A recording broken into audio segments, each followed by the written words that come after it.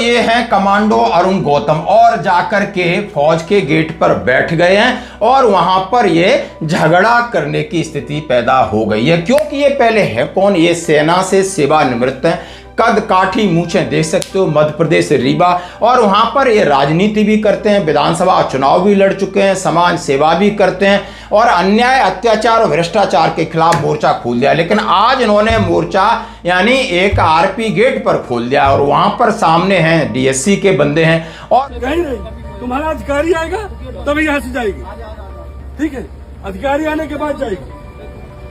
तुम लोग का ड्रामा बहुत दिन हो गया, गेट नहीं बंद होगा, मैं खड़ा, तुम मारो मारो तुम ना मैं खड़ा हूँ मैं खड़ा हूँ, पहले अधिकारी को बुलाओ, पहले अधिकारी को बुलाओ ना, हम नहीं बात करेंगे, कमांडर से बुलाओ, कमांडर कहाँ बुलाओ, बंद करो, ये कौन सा बंद करो, मैंने पूरे फौजी बुलाया। अच्छा ठीक है, पूरे फौजी आएगा। और आप देख सकते हो ये प्रयागराज की कहानी है और कहीं अंदर घुसने के चक्कर में या कहीं ना कहीं सैनिकों से इस तरीके से व्यवहार करने के ऊपर वो अपनी नाराजगी दिखा रहे हैं और उन्होंने कहा है कि नहीं, बुलाइए अपने अधिकारी को, बुलाइए कमांडर को, मैं बात करना चाहता हूं।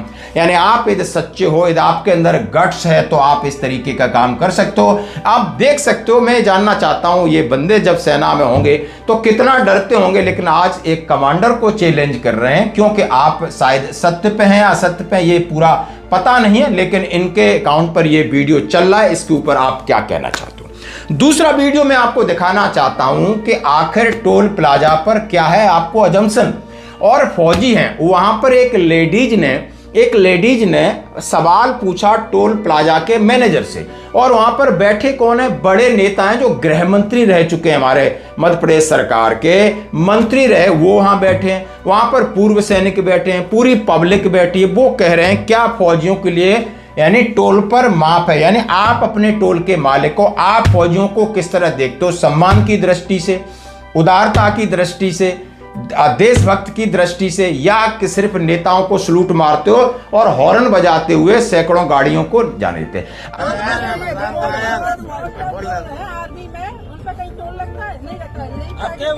अरे आप तो सब कुछ दिखाने पर भी यहाँ टोल टैक्स लेते हैं। अब आप बताइए क्या कार्रवाई करेंगे, क्या कार्रवाई करोगे इसमें क्या प्रोविजन है कार्रवाई का? अबे टोल वसूली क्यों भाई, अबे टोल वसूली पे क्या प्रावधान है? एक मिनट, आर्मी में कहाँ पर हैं आप? कहीं पर भी हो, ऑल इंडिया में। मैं जो बिचारे जी बैठे ना, इनका मैं पूरा गाँव से हूँ, मैं आपको दे रहा हूँ डायग्राम, आपको छुट्टी है, अरे ऑन ड्यूटी हो या छुट्टी पर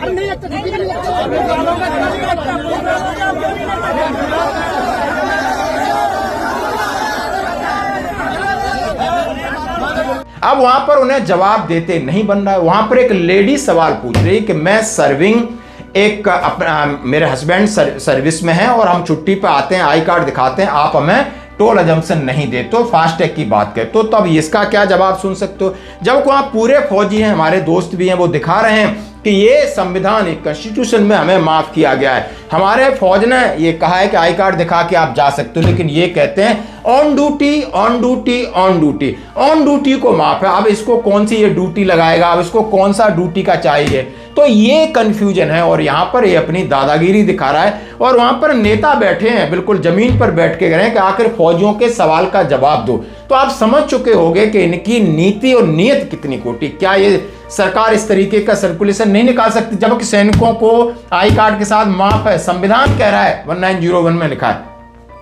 और ये मैं कह रहा हूं संसद में इसका सवाल पूछा गया तो उनके मंत्री ने जवाब दिया कि हाँ है, लेकिन ये मनमानी और दादागिरी सिर्फ सैनिकों के साथ कर रहे हैं। और वहीं पर जब हमारे माननीय मंत्री जी, जो कैबिनेट मंत्री जिनके ऊपर जिम्मेदारी, उनसे सवाल पूछा जाता है तो बोलते हैं हमारी कुर्सी खतरे में पड़ जाएगी, जो हो रहा है होने दो, हम कोई छेड़छाड़ नहीं करते। लेकिन छेड़छाड़ नेताओं के लिए नहीं किया, वो वीआईपी कल्चर में जा रहे हैं, दादागिरी हो रही है, सलूट मारे जा रहे हैं, लेकिन उन्होंने छेड़छाड़ एक लाचार, बेबस और गरीब एक सैनिक के लिए जो अपनी एक 20 और 25-30 हजार के लिए अपनी जान जोखिम में डाल देता है, परिवार को झोंक देता है। और इस सैनिक की देशभक्ति न ये सरकार जो देशभक्ति का ठेका लेकर रखी है, इनको नहीं दिखाई दे रही, प्रशासन को नहीं दिखाई रही, टोल पर नहीं दिखाई दे रही, शायद अब जनता को दिखाई देने लगी है, क्योंकि अब हमारे आंदोलन इसी तरीके से चलेंगे। आपकी क्या है प्रतिक्रिया, जरूर दें। धन्यवाद।